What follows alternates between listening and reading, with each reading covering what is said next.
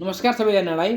आज हामी construction म्यानेजमेन्टबाट theory portion लिएर आएका छौँ। हाम्रो कन्स्ट्रक्सन म्यानेजमेन्टमा हामीले पढ्नुपर्ने भनेको जम्मा हाम्रो 8वटा लेसन हो। 8वटा लेसनबाट हामी चाहिँ डे वाइज चाहिँ युनिट 1 युनिट 2 गर्दै हामी थ्योरी हाल्छौँ।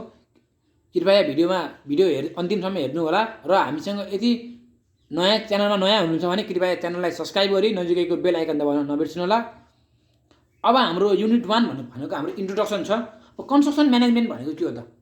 कन्स्ट्रक्सन म्यानेजमेन्ट भनेको के भन्दाखेरि अब हाम्रो कन्स्ट्रक्सन वर्क हुन्छ हो कि होइन। हाम्रो अब गाउँघरतिर यताउति कन्स्ट्रक्सन वर्क ठुल्ठुलो बिल्डिङहरू कन्स्ट्रक्सन हुन्छ। त्यो कन्स्ट्रक्सन भएको काम भने चाहिँ हामी त्यसले म्यानेजमेन्ट गर्ने काम हो। भनेको अब कसरी चाहिँ हामी त्यो कन्स्ट्रक्सन प्रोजेक्टलाई चाहिँ हामी कसरी चाहिँ हामीले म्यानेज गर्न सक्छौँ त भनेको त्यो म्यानेज गर्न सक्ने तरिका भनेकै कन्स्ट्रक्सन म्यानेजमेन्ट हो। म्यानेज गर्ने वे भनेकै कन्स्ट्रक्सन म्यानेजमेन्ट हो। अब हामी ढिला नभएर हामी अब लेसन वाइज थ्योरीतिर लाग्छौँ। हाम्रो लेसन 1 भनेको इन्ट्रोडक्सन लेसन छ। प्रोजेक्ट भनेको के हो त?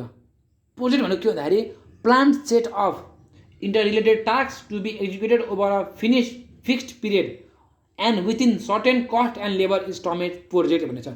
प्रोजेक्ट भनेको हाम्रो के भन्दा एउटा सर्टेन टास्क हो कि होइन। एउटा सर्टेन टास्क हो जुनलाई चाहिँ हामी एउटा निश्चित समय र निश्चित कस्ट र निश्चित लेबर लगाएर गर्नुपर्ने हुन्छ। अब प्रोजेक्ट भनिसक्यो। अब हाम्रो काम भनेको त हामीले अब एउटा कोही काम गऱ्यो भने चाहिँ अब जति नि कस्ट लाग्यो, तर प्रोजेक्ट भनिसकेपछि एउटा त्यसको एउटा सर्टेन टाइम हुन्छ, सर्टेन कस्ट हुन्छ प्रोजेक्टको। अब हामीले 2 करोडमा सकाउनु पर्ने प्रोजेक्ट छ भने त्यसलाई 2 करोडभित्रैमै सकाउनु पर्ने हुन्छ। त्योभन्दा बढी लानु हुँदैन।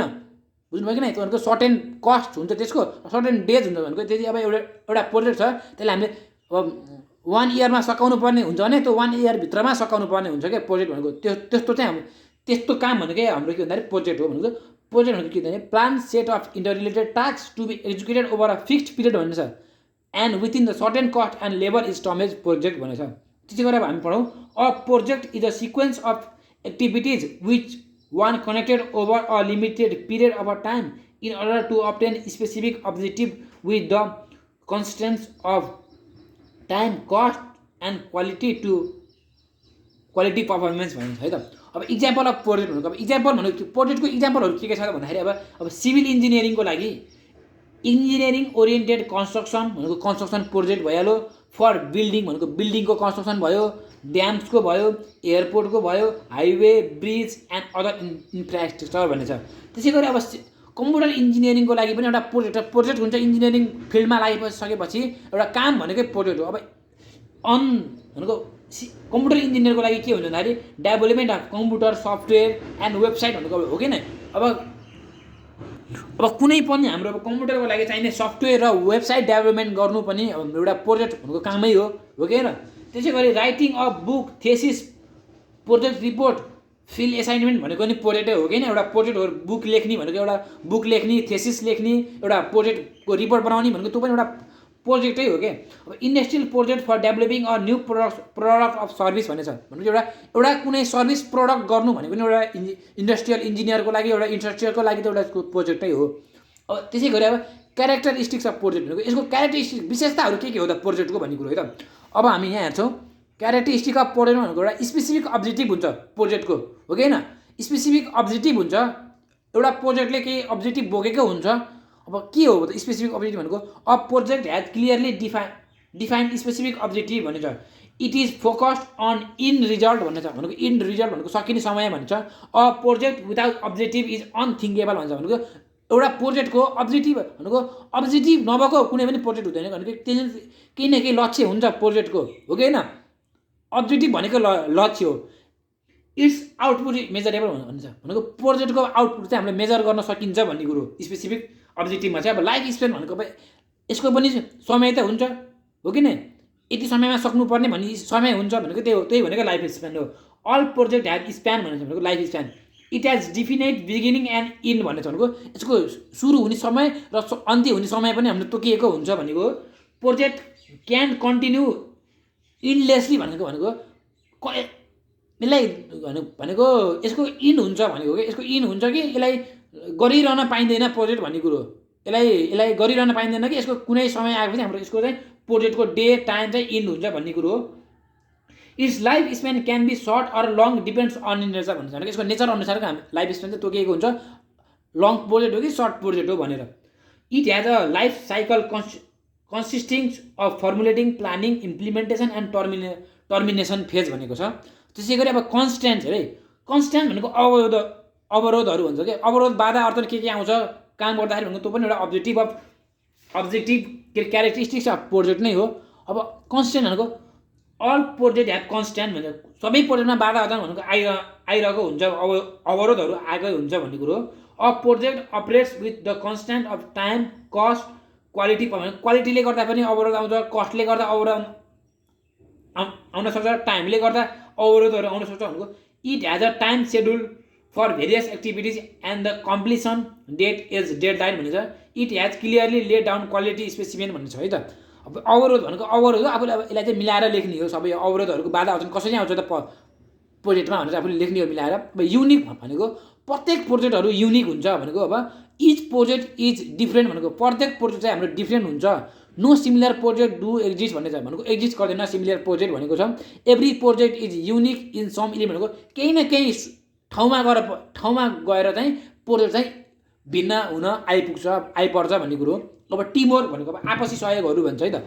टिमवर्क पनि हुनुपर्छ भनेको क्यारेक्टरिस्टिक अफ प्रोजेक्ट भनेको एउटा टिमवर्क पनि हो र भनेको साथीहरू मिलेर टिम आपसी मेलमिलापमा प्रोजेक्ट काम सुरु गऱ्यो भने त्यो हाम्रो चाँडो सकिन्छ हो किन, सहजता हुन्छ काम गर्दाखेरि। अब हाम्रो अब भनेको आपसी सहयोग भएन, इन्डिभिजुअल यताउति भयो। अब इन्डिभिजुअल काम गर्नु भने धेरै समय लाग्यो, गाह्रो पनि भयो काम गर्न, त्यही नै भन्न खोजेको हो भनेको। Project work through team work भन्छ है त। A project consist of multifunctional team भनेको छ, धेरै टिमहरू भनेको। Team members are temporary assign for other functional department with various experience are pull together to form a temporary organisation भनेको छ। अब यो भनेको टिमवर्क हो, बुझिहाल्नुभयो। अब फ्लेक्जिबिलिटी भनेको लचकता अथवा सहजता भन्छ है त। यसलाई चाहिँ हामीले नेपालीमा भन्नुपर्दा द प्रोजेक्ट ह्याज फ्लेक्जिबिलिटी भन्छ। Project work in a dynamic environment, it needs flexibility to provide rapid response to change in environmental force भनेको छ। यो पनि हजुरले बुझिसक्नुभयो। लचकता अथवा सहजता भन्छ फ्लेक्जिबिलिटीलाई। रिसोर्स इन्टिग्रेटेड भनेको चाहिँ a project consume and coordinate resources भन्छ। Resources use is prioritised in discipline way for optimisation भनेछ। रिसोर्स भनेको चाहिँ अब हाम्रो रिसोर्स भनेको के हो सबैले थाहा नै छ। रिसोर्सेस भनेको प्लानिङ एन्ड कन्ट्रोल भनेको चाहिँ एउटा प्रोजेक्टलाई हामीले प्लान गर्नु पऱ्यो, वेल प्लान पनि हुनु पऱ्यो र कन्ट्रोल भनेको एउटा कन्ट्रोल वेमा पनि लानु पऱ्यो भनेको कन्ट्रोल गरेर लानु पऱ्यो भन्ने कुरो हो characteristic. A project work to a plan भनेछ। A project require effective and efficient planning or controlling system भनेछ। Standard are set for project activities through planning भनेछ। त्यसै गरी हाम्रो अब कन्ट्र्याक्ट एन्ड सब कन्ट्र्याक्टिङ भन्छ। अब कन्ट्र्याक्ट हुन्छ must project are contract based हुन्छ भनेको कन्ट्र्याक्ट अनुसार चाहिँ एउटा प्रोजेक्ट जिम्मा लगाएको हुन्छ कोही मानिसलाई भनेको। कन्ट्र्याक्ट भनेको चाहिँ त्यसको चाहिँ प्रोजेक्टको चाहिँ डिफिनेट कस्टमा कन्ट्र्याक्ट गरेको हुन्छ, यति टाइममा सक्ने भनेर कन्ट्र्याक्ट गरिएको हुन्छ हो किन। जसले छिटो सक्यो त्यसलाई कन्ट्र्याक्ट दिने हो किन। एउटा काम छ ढिलो काम गर्न त्यसलाई कन्ट्र्याक्ट दिँदैन कसैले पनि भनेको। जसले काम इफिसियन्ट वेमा काम गर्छ, काम राम्रो हुन्छ, छिटो छरितो गर्छ त्यसलाई नै कन्ट्र्याक्ट दिने हो। अब कन्ट्र्याक्टरले पनि सब कन्ट्र्याक्ट भन्छ। अब एउटा बाटोको कन्ट्र्याक्ट लिएको कसैले हो किन, अब त्यो कन्ट्र्याक्टरले पनि अरू ठेकेदारहरूलाई चाहिँ कन्ट्र्याक्ट दिन्छ भनेको। कसैलाई नाली खन्ने कन्ट्र्याक्ट देला, कसैलाई रिटेनिङ वाल बनाउने कन्ट्र्याक्ट देला, कसैलाई ब्रेस्ट वाल बनाउने कन्ट्र्याक्ट देला, कसैलाई अब त्यो सब ग्रेडहरू मिलाउने कन्ट्र्याक्ट देला भनेको। एउटा कन्ट्र्याक्टरले पनि आफूले पाएको कामलाई चाहिँ सब कन्ट्र्याक्ट भनेको चाहिँ थोरै पेटी ठेकेदार भन्छ क्या। पेटी ठेकेदार भनेको चाहिँ थोरै काम लिने गरेलाई पेटी ठेकेदार भन्छ। त्यसले सब कन्ट्र्याक्टिङ भनेको चाहिँ पेटी ठेकेदार पनि भन्छ त्यसलाई। बुझ्नुभयो होइन। Lump sum contract, unit price contract भन्ने केही हो अरे। Most project are contract based. Project work is characterise by the high level of contracting and sub contracting हुन्छ। Contract can be a various type भनेको lump sum contract, unit price rate contract भनेको एउटा कन्ट्र्याक्टिङको एउटा यही नै हो। बुझिसक्नुभयो। Beneficiary भनेको benefit के हुन्छ त प्रोजेक्ट भने त अल प्रोजेक्ट आर बेनिफिट भनेको सबै प्रोजेक्ट चाहिँ एउटा बेनिफिट हुन्छ हो किन। बेनिफिट नभइकन त्यो प्रोजेक्ट काम सुरु गरिँदैन।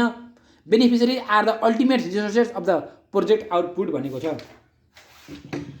भनेपछि they are client of the project should clearly identify the needs and beneficiary भनेको चाहिँ त्यसले चाहिँ क्लियरली आइडेन्टिफाई गरेको हुन्छ कि प्रोजेक्टले चाहिँ यसको बेनिफिट के छ त, यो प्रोजेक्ट काम सुरु गर्नुको कारण के छ, यसले हामीलाई के लाभहरू दिन्छ त भनेको चाहिँ यो भनेको बेनिफिसियरी अफ प्रोजेक्ट हो। अब म्यानेजमेन्ट भनेको टर्म्स हजुरले त अघिल्लो सेमिस्टरमा पढिसक्नुभयो होला। म्यानेजमेन्टमै भनेको अब म्यानेजमेन्ट मेन भनेकै हजुरको planning, organising, directing and controlling, त्यही प्रोसेसलाई चाहिँ हामीले म्यानेजमेन्ट भन्छौँ भनेको। The process of getting things done through other with the help of various activities such as planning, organising, directing and controlling is known as management भनेको छ। Its main motive is to gain economic objective of the organisation in the systematic and efficient manner through the effort of subordinates भन्ने छ। अब needs and objective of construction म्यानेजमेन्टको needs अथवा objective के हो भनेको to complete the work within estimated budget and specific time भन्छ। Estimated बजेटमा र स्पेसिफिक टाइममा सक्नुपर्ने हुन्छ यसको निड्स चाहिँ। To achieve high quality workmanship भनेको क्वालिटी पनि हाई क्वालिटी एचिभ गर्नु पनि हो। To provide safe and satisfactory working condition of all staff भनेको सबै कन्डिसनलाई चाहिँ सबै स्टाफहरूलाई चाहिँ सेफ र तिनीहरूलाई सेटिस्फाई हुने तरिकाले काम गराउनु पऱ्यो, काम दिनु पऱ्यो। टु मेक साउन्ड डिसिजन भनेको साउन्ड डिसिजन पनि एउटा भइहाल्यो। To motive people to give their best with their capacity भनेको एउटा कोही मान्छेलाई मोटिभ दिने, त्यसलाई मोटिभेसन दिएर चाहिँ तिमीले यो काम राम्रो गरेछौ, राम्रो गर्न सक्छौ भनेर मोटिभ दिनु पनि एउटा हाम्रो अब्जेक्टिभ अफ कन्स्ट्रक्सन म्यानेजमेन्ट हो। To create an organisation that works as a team to utilise resources for optimum use भनेको छ। अब हेरौँ त त्यसै गरी अब हाम्रो के छ भन्दाखेरि it can be summarise that with the help of construction management proper utilisation of men money and material भन्छ क्या एन्ड मेसिन भनेको 4M भन्छ। Can be done in order to obtain 3E भनेको 4M चाहिँ हामीले काम can be done in order to obtain 3E भन्छ क्या भनेको 4M भनेको मेन मनी मेटेरियल र मेसिनहरूको चाहिँ सहायताले चाहिँ हामीले चाहिँ 3टा E अप्टेन गर्छौँ भनेको इफिसियन्सी, इफेक्टिभनेस र इकोनोमी भन्ने कुरो हो। अब फङ्सन अफ कन्स्ट्रक्सन म्यानेजमेन्टको फङ्सन के हो त, प्लानिङ। हजुरलाई थाहै छ प्लानिङ भनेको के प्लान गर्नु पऱ्यो, अर्गनाइज गर्नु पऱ्यो त्यो कामलाई चाहिँ। त्यसलाई चाहिँ अब त्यहाँ अर्गनाइज गरेपछि अब स्टाफहरूलाई चाहिँ स्टाफिङ पनि गर्नु पऱ्यो, स्टाफलाई काम लगाउनु पऱ्यो हो किन, स्टाफिङ भइहाल्यो। त्यसै गरी हाम्रो डिरेक्टिङ भयो, काममा त्यो मानिसहरूलाई डिरेक्ट गर्नु पऱ्यो कामलाई, तैँले यो काम गर, तैँले त्यो काम गर भनेर डिरेक्ट गर्नु पऱ्यो। अनि स्टाफहरूलाई मोटिभेट पनि गर्नु पऱ्यो, कन्ट्रोल गर्नु पऱ्यो हो कि होइन, कोअर्डिनेट पनि हुनु पऱ्यो स्टाफहरूसँग र स्टाफ बिच चाहिँ कम्युनिटिङ पनि गराउनु पऱ्यो भनेको यो चाहिँ हाम्रो फङ्सन अफ कन्स्ट्रक्सन म्यानेजमेन्ट हो। प्लानिङमा के पर्छ त, it is the preparation for actions, it is a functions to decide about what, where, who, why and how a particular activities should be done. Planning defines the goal, set up policies, procedure, programme, develop strategies should that the objective of enterprise can be attend most effectively भन्ने छ। यो planning हो। यो त हजुरले theory विषय हो, अथवा हजुरले प्लानिङ चाहिँ हजुरले मिलाएर लेख्न सक्नुहुन्छ प्लानिङको बारेमा। अब अर्गनाइज भनेको के हो त, अर्गनाइज भनेको अर्गनाइज गर्नु पऱ्यो, एउटा कामलाई चाहिँ अर्गनाइज एउटा रेस्पोन्सिबिलिटी दिनु पऱ्यो भनेको चाहिँ it involve identification and grouping the activities to be perform and dividing them among the individuals and creating authority and responsibility relationship among them भनेको चाहिँ प्रत्येकलाई हामीले एउटा के हो तिनीहरूको रेस्पोन्सिबिलिटी दिनु पऱ्यो।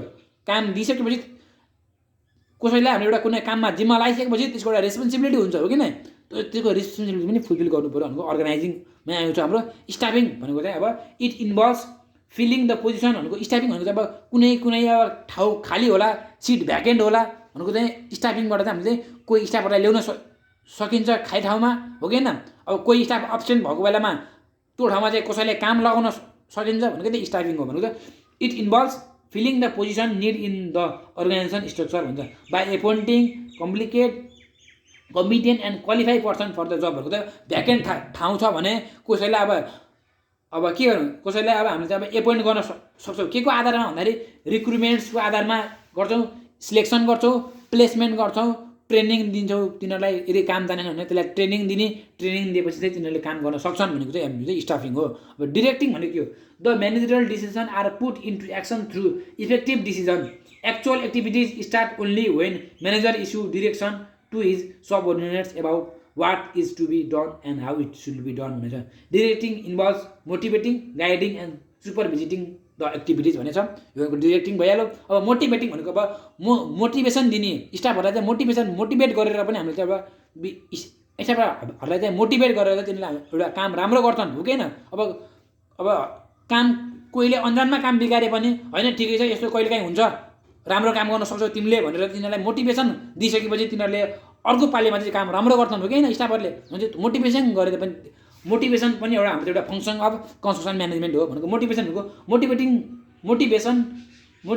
Motivating means inspiring people to perform their duty effectively and cooperate for the achievement of common objective of the business भनेछ। अब कन्ट्रोलिङ भनेछ भनेको स्टाफहरूलाई कन्ट्रोल गर्नु पर्यो भन्दाखेरि it essential in order to assure the every activities carry to according to the plan and direction. Control enables the manager to keep check and ordinates activities of his subordinate so as to meet objectives of the company भनेको छ। अब coordinate भनेको coordinate गराउनु पऱ्यो स्टाफहरू बिच भनेको। It means achieving team spirits and unity of action among subordinating for achieving the common objective भनेको। एउटा कमन अब्जेक्टिभ एचिभ गर्नको लागि पनि भए पनि एउटा कोअर्डिनेट गर्नुपर्ने हुन्छ भनेको। कम्युनिकेटिङ भनेको त it is the process by which instruction idea through or information are transmitted receive and understand by the person working in the organisation चाहिँ कम्युनिकेटिङ भयो। हाम्रो फर्स्ट लेसनदेखि आउने भनेको यति नै हो थ्योरी। अब यसमा पनि मोस्ट इम्पोर्टेन्ट थ्योरी भनेको के हो भन्दाखेरि हाम्रो एउटा चाहिँ functions of construction management, needs or objective of construction management र त्यसै गरी क्यारेक्टरिस्टिक्स अफ प्रोजेक्ट भनेको यदि तिनवटा भनेको मोस्ट इम्पोर्टेन्ट भनेको चाहिँ आयो भने यो लेसनदेखि थ्योरी आउँछ, आयो भने यदि तिनवटाभन्दा बाहिरदेखि चाहिँ आउँदैन। यदि तिनवटा चाहिँ मेन इम्पोर्टेन्ट थ्योरी हो। हस् त आज यति नै। भिडियो मन पऱ्यो भने लाइक कमेन्ट सेयर सब्सक्राइब गरिदिनु होला। अरू लेसनको पनि थ्योरी लिएर हामी छिटो नै उपस्थित हुनेछौँ। त्यति बेरसम्मलाई हस् त, धन्यवाद, गुड बाई।